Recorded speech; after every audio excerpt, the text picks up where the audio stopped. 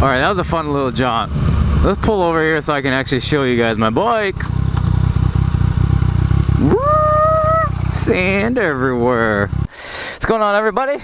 It's your buddy Piston Rods, and this is the FZ-09. You guys have been asking me questions about it. I'm out in the spot today. Just freaking...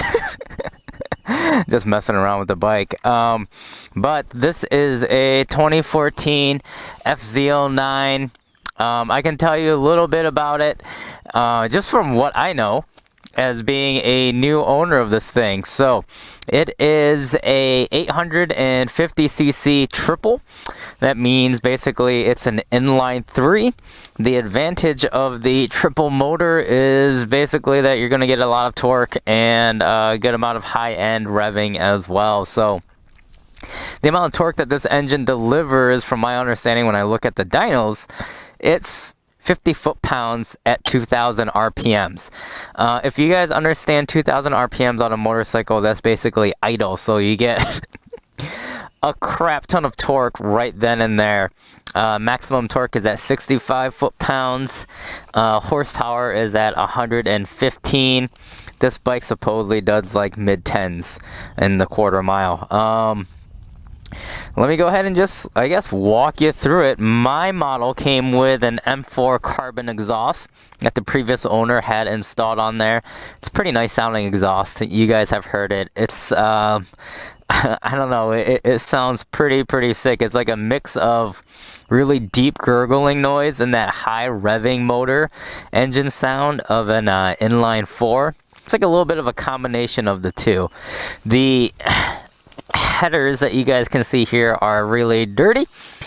I probably won't be cleaning those because I'm a daily rider. I use this thing for work every day. So I'm not sure I'm going to give those things a polish, but they do look nice in their design. The front shocks are adjustable on this guy. Gold shocks on here. I think it's a good color combination for this bike at least. But they are adjustable. The rear shock is also adjustable. It's tucked back in here. You can see it comes with a nice little dirty, but it is pretty nice that it has a rear hugger that's on this tire. The other portion of it, you guys can see the swing arm. It kind of loops up and then back down, just like a lot of modern Japanese sport bikes. Foot pegs, rear sets, if you guys are wondering, these are pretty up and down. There's really not that much of an angle to it versus where you're actually sitting on your seat. Everything is metal. Good thing I can tell you guys about this is that these things don't vibrate. One of the other good things I can tell you that's you kind of get used to is that they're pretty short in length.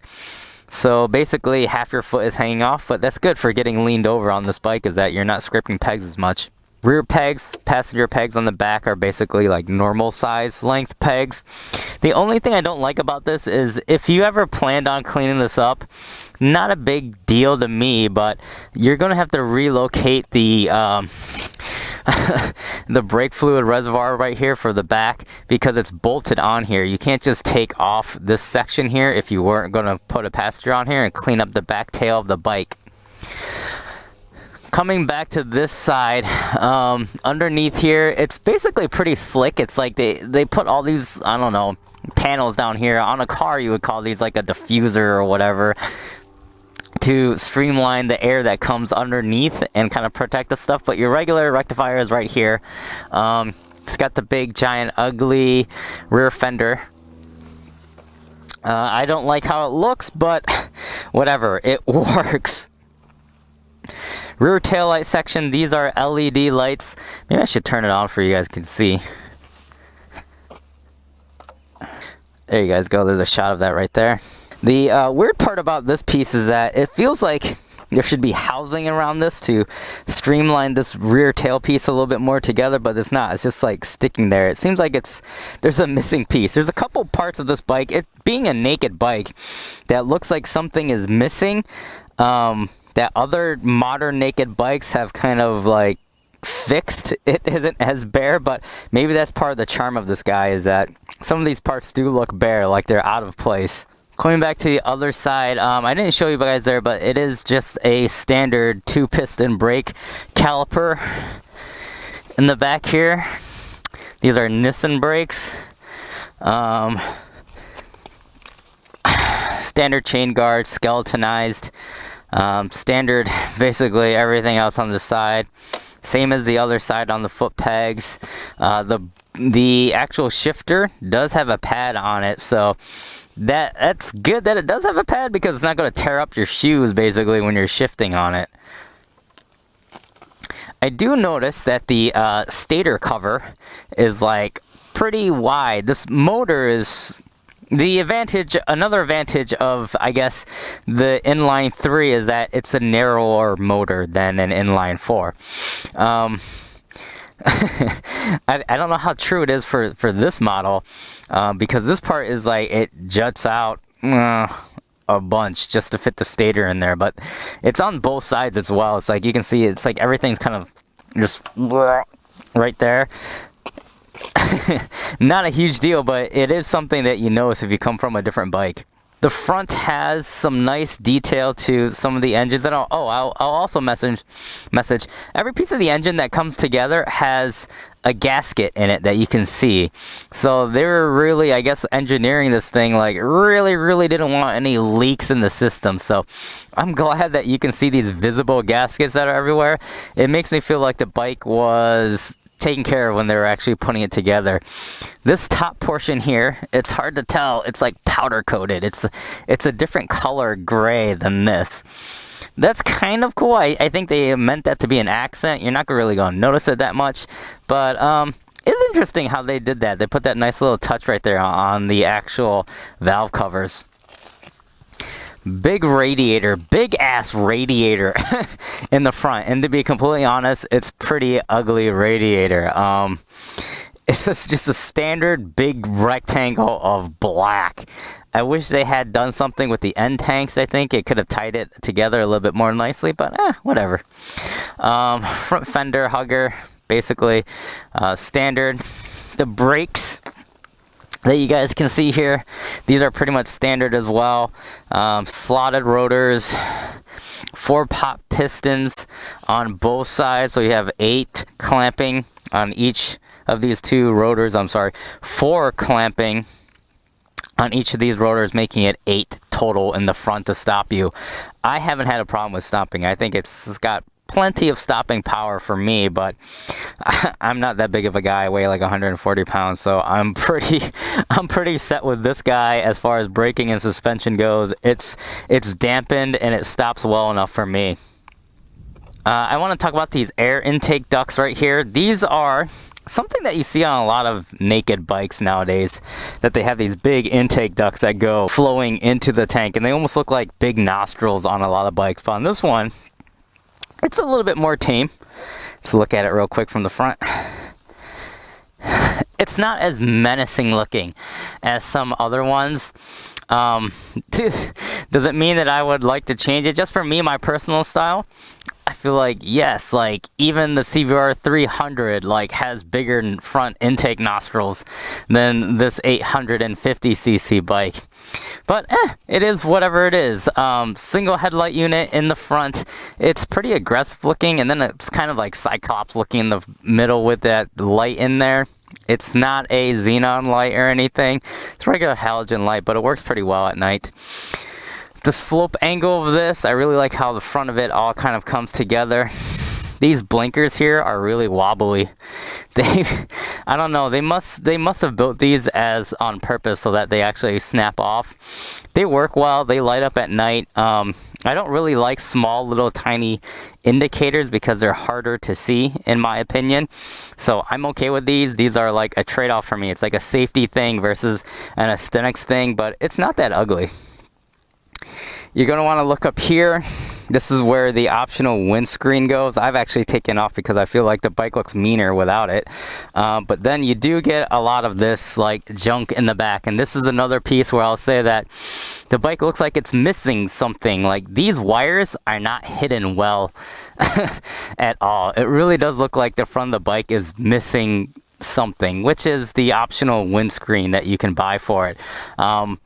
But Yeah, it is what it is, guys. Bunch of wires coming out of the back. It looks like something that happened in someone's garage. A clean install, I'll say, as something that happened in someone's garage, but not what you would expect from the factory. Let's go ahead and take a look at this dash. I think it's pretty trick. It looks like a vapor dash, if you guys know what those are, those aftermarket ones. So you get, everything is digital. RPM ranges up here, speedometer, gear indicator is here. There are a couple lights here that I don't know if you guys can see, but there's a check engine light, check coolant, check oil, indicator light, bright light, and neutral that are all right there. This also has a fuel gauge, which I love. Has 3 modes. Three modes. Right now I'm in standard mode. When I was riding, I was in A mode, which is the, I guess, race mode, so to speak. And then B mode is more like an economy mapping. So it's pretty cool that you can change maps on the fly while you're riding. You don't need to turn the bike off to actually change the maps. You can, I haven't hit an instance where you can't change it when you're riding, but maybe I don't know. I was doing it at the right time, at the right moment. But it's nice that it's on there. It's similar to many modern cars that you guys see with BMWs, Hondas, Subarus, all that kind of shit. They all do this kind of thing. There is a temperature gauge right there. Oh, clock is right underneath there. Temperature gauge, that is the temp of the engine. You can also switch it to the temp of the air. Look at the odometer. This guy's a baby, only 5,000 miles on it. I've had it a month. I think I put like 500 miles on it basically since then. But it's a baby compared to my last bike that had over 30,000. Tripometer 1, tripometer 2, MPGs, like I think this is the live reading MPG. You guys see this is my average MPG is 45. And then let's go ahead and just start it up real quick because I was talking about the exhaust, so you guys maybe want to hear it. The kill switch right here is also the ignition, so there isn't a separate one that you usually find down here. Up is kill, down is start. And you guys can hear that exhaust. I'll do another full review of this exhaust in another video, but here, let me give you guys a taste.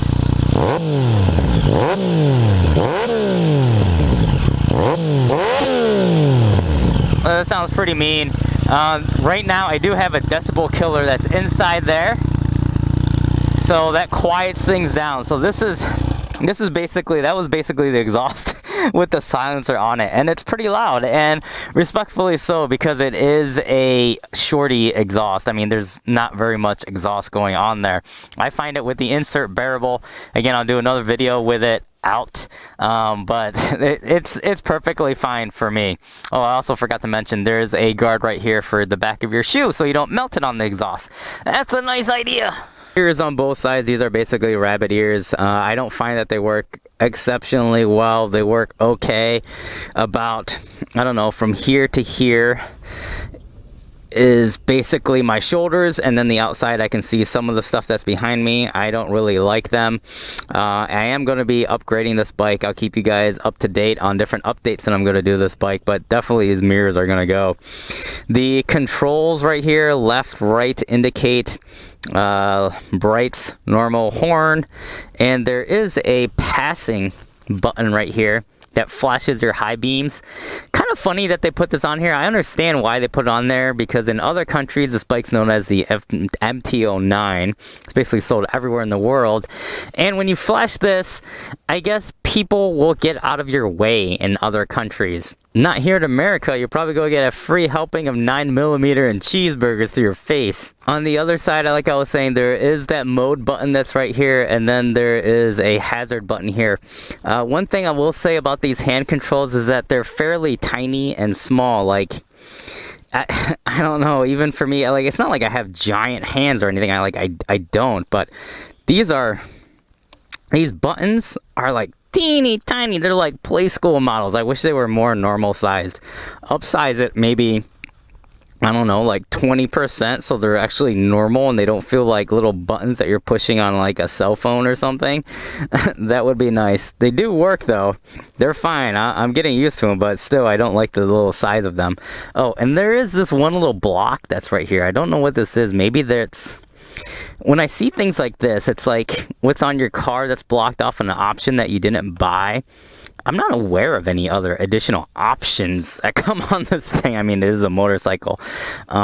Maybe there was a cruise control or something. I don't know if you guys know what this is, or you guys have actually filled the space. Tell me, what does it do? Your levers in the front are pretty standard. Nothing special about them. Adjustable. Those are one of the other things that I'm probably going to be upgrading on this guy, is doing some shorty levers. The tank is super duper wide. Like you guys can see, it's narrow here and very wide up top, almost like a giant plate. And then there's this piece of trim right here, which is crap, to be completely honest. This looks really cheap and it does not fit well. It's like not flush. You can see the flash moldings on the plastic. I don't know why they didn't make a better piece for this. I don't know the purpose of it, but this piece is cheap, guys. It's not that nice. But the tank is really, really nice. I like how it looks, how it's angled, how you have these pads here. I mean, these are just accents. Like, they don't help you grip anything. At least it's a little bit less slippery than gloss paint, but these are not grip panels at any sense. They're all for looks. Badge right here. I know on the newer models of the FC, there's like a sticker that goes through the intake. For me, I'm fine with it just being this color scheme that I have here. This flat black, gray, and then blue and gold is nice for me. The seat though, the seat kind of goes back. It's really wide, sinks back in, and then it's really narrow again near the tank. If you look at this bike, it reminds me very much of like a supermoto. Like this whole section speaks supermoto to me, or if you want to call it a hypermoto because it's big. To me, that's what it feels like you're riding a big supermoto, like a really, really big, powerful supermoto. And this curvature and how you seat and how the seat is made and the banana seat that's going on the back, that's exactly what your seating position is. You're straight up, narrow. Tank is really narrow here, and also, even though the tank flares out here, the tank is fairly small. I think it's like not even 4 liters of... Sorry, not 4 liters, 4 gallons of gas. It's like 3.6 or 3.8. I get around 110 miles before the gas light starts flashing. Let me show you guys the trunk area down here. This took me a while to find because usually I'm used to like it being pretty easy to find down here. But it's underneath here. There's a little flap that opens up. It's hidden. And then you turn the key and here is your trunk. This is important for a lot of people I know that may be interested in this bike, that use it as a daily thing. You don't get a lot of trunk space, to be completely honest. You get this compartment here that is about the size of my fist, that you can maybe put like a, I don't know, like a poncho in or something right here, or a couple small tools. And then you get this little tray area that's underneath here that I don't think they meant it to be accessible because it's really hard to get in there, but you can stuff something in there as well. Again, a poncho, rain suit, but I don't think that you could fit like a bike cover in here. So if you guys have lived outside before and owned a motorcycle like I have, you know it's important that you have space underneath the seat to put a bike cover, so that once you get back to your home and you put the cover on it, you don't have to go inside and back. You can just pop the seat off. This does not seem to have it. Basically, you can fit like 2 Pepsis in here, maybe 2 of the small ones, and like maybe 1 Red Bull in there. There is no helmet lock loop, so there's nothing really to strap your D-rings to actually lock your helmet down. So that's another thing that may be important to you guys that use this as an everyday bike. that is it, guys. That is my walk around of my 2014 FZ-09. I hope you guys have enjoyed looking at it. I wish I could take you guys on a ride because riding this thing is amazing. Of the shortcomings that it does have, this magical motor makes up for all of it. It really is fantastic. So if you guys have any questions, or you ride a FZ, or you have, I don't know, anything to say to me, go ahead and leave them down in the comments below. But I'm gonna get back on this guy, and until next time, I'll talk to you later. Bye bye.